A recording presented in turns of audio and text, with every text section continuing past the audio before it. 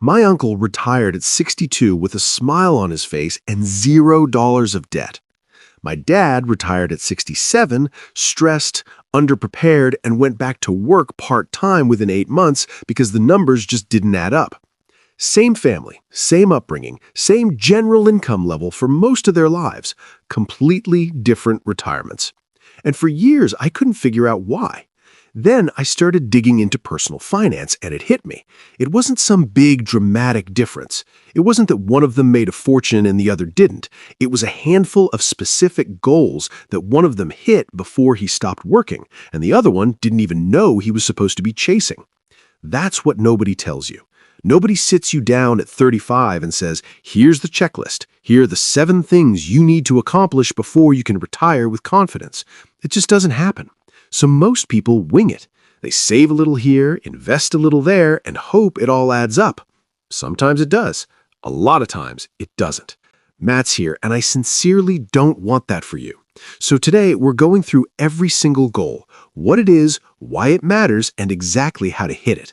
Whether retirement is 5 years away or 25, this list is going to change how you think about it. Let's get into it. Goal number 1, know your retirement number. This one sounds simple, but I promise you, most people have never actually done this math. You need to know your retirement number. Your retirement number is the total amount of money you need to have saved and invested to never run out of money for the rest of your life. Not a ballpark, not a vibe, an actual number. Here's the simple way to calculate it. You take your expected annual retirement spending, divide it by 0.04, and that's your number.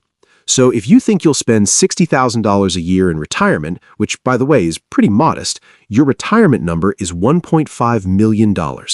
If you want the lifestyle where you're sipping cocktails on a yacht in the Mediterranean every summer, well, call a financial advisor because we're going to need a much bigger whiteboard. But here's why this matters so much. You cannot aim at a target you can't see. And right now, millions of people are saving money. That's great, but they have no idea if what they're saving is actually enough. They're just hoping, and hope is not a retirement strategy. So before anything else, sit down this week and calculate your number. Use the 4% rule as a starting point. Factor in Social Security if you're going to be eligible. Factor in any pension if you have one, and figure out exactly what finish line you're running toward. Everything else we talk about today builds on this. Goal number 2, be completely debt-free. Try to be debt-free before you retire. And yes, I mean all of it. The car, the credit cards, the student loans, if you somehow still have those, and ideally, the mortgage too.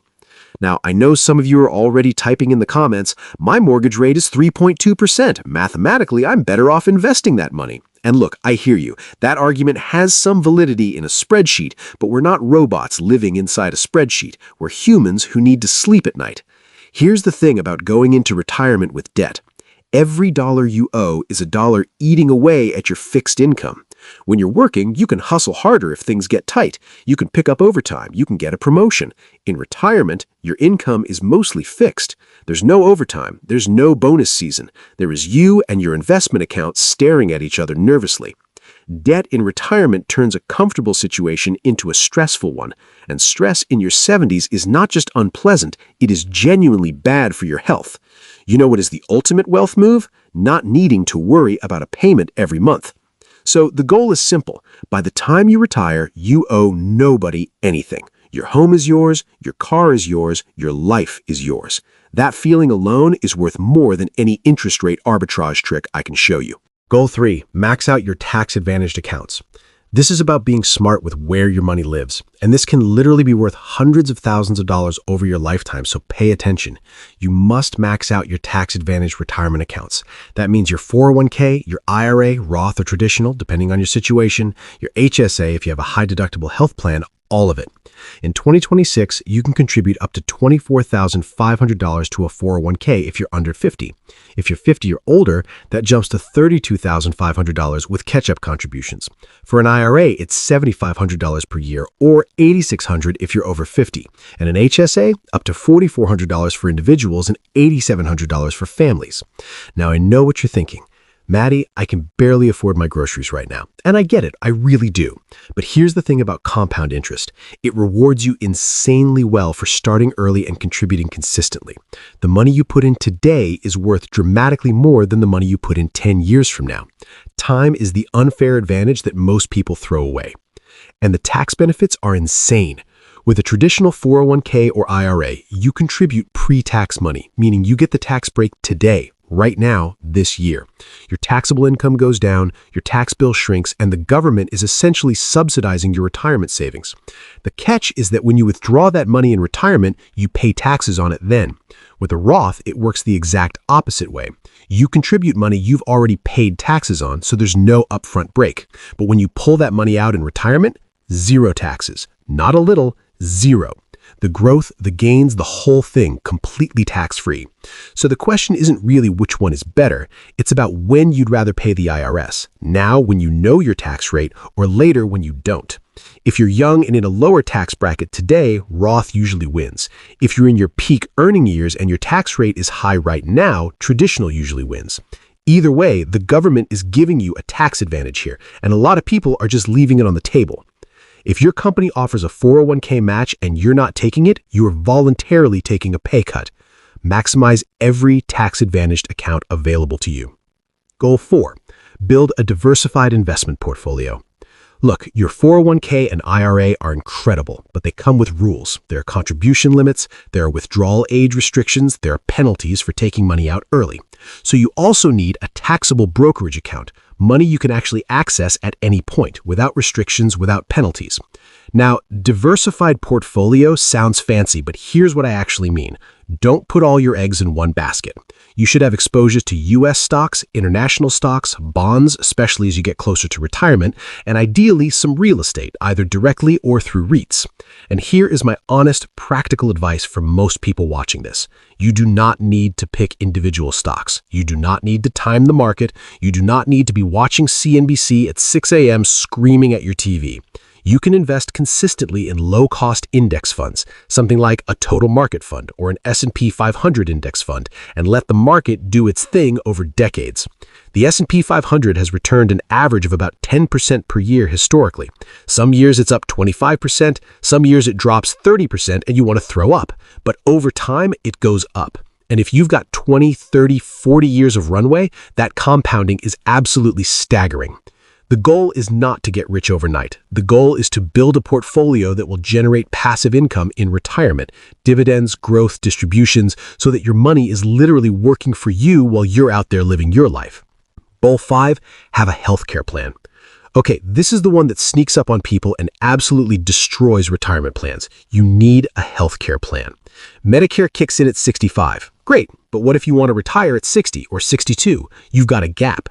And health insurance for a 62-year-old without employer coverage, we're talking $600, $700, $800 or more per person. That's a car payment just to stay insured.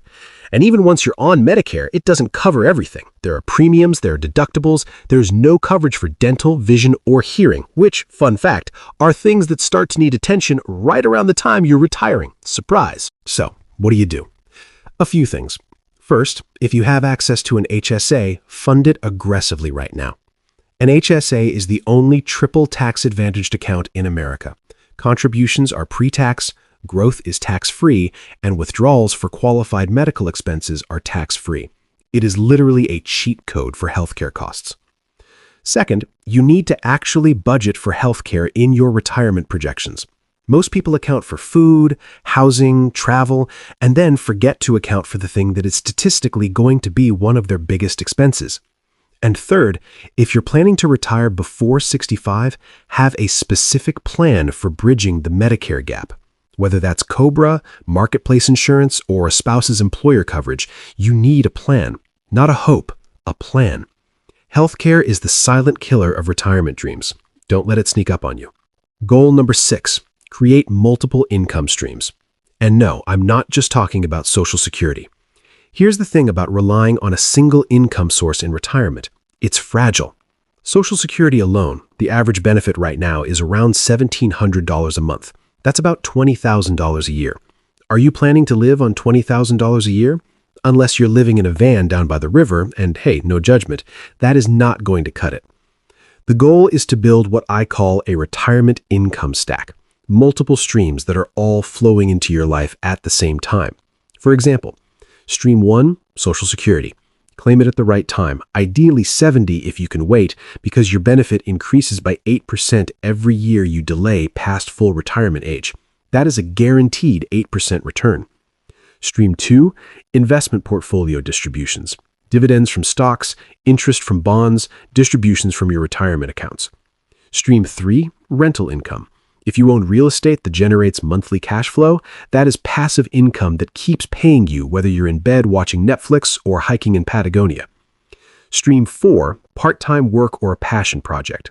Look, a lot of retirees actually want to work a little, not because they have to, but because it keeps them sharp, social, and purposeful. If you've got a skill, a hobby, a side hustle that you love, keep doing it. Even $1,000 a month from something you enjoy is $12,000 a year that your investment portfolio doesn't have to cover.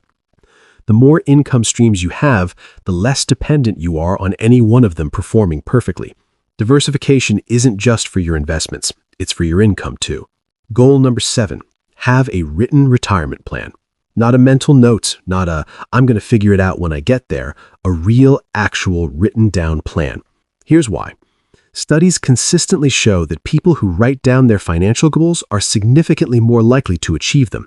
Something happens in your brain when you put pen to paper, or whatever you use. I'm not going to judge your Google Docs habit. You take it seriously. You create accountability. You build a roadmap. Your written retirement plan should include your target retirement age, your retirement number, your projected income streams, your healthcare strategy, your estate plan, we're talking will, power of attorney, beneficiary designations on all your accounts, and your spending plan for retirement. And speaking of spending, this is the part people think is depressing, but is actually incredibly liberating. Know what you want your retirement to look like. Do you want to travel, stay close to family, move somewhere warm, start a garden, drive an RV across America and podcast about it? Whatever it is, be specific, because your spending plan determines your retirement number, which determines your savings rate, which determines literally everything else. Also, please review your plan at least once a year. Life changes, the market changes, your health changes, your goals might change. A plan that you wrote 5 years ago might need updates today. Treat it like a living document, not a time capsule. If you have complex finances, get a fee-only fiduciary financial advisor to help you put this together. Not a commission-based salesperson who's going to push products at you, a fiduciary who is legally required to act in your best interest. The cost of good advice is almost always less than the cost of bad decisions. Now here's what I want you to do right after this video ends. Don't go check Instagram. Take out your phone or a piece of paper, I respect the old school, and write down which of these 7 goals you have already hit and which ones you still need to work on. That gap between where you are and where you need to be, that is not a source of shame. That is your roadmap. That is what makes this exciting. Because I want you to retire with confidence, not just with money in the bank, though yes, please have money in the bank, but with the knowledge that you planned well, you executed consistently, and you built a life that you actually get to enjoy. You deserve that. And honestly, your future self is counting on the decisions you make right now. If this video helped you, drop a comment below telling me which of these 7 goals you're currently working on or you plan to. I read every single comment, and I'd love to know where you're at. Thanks for watching.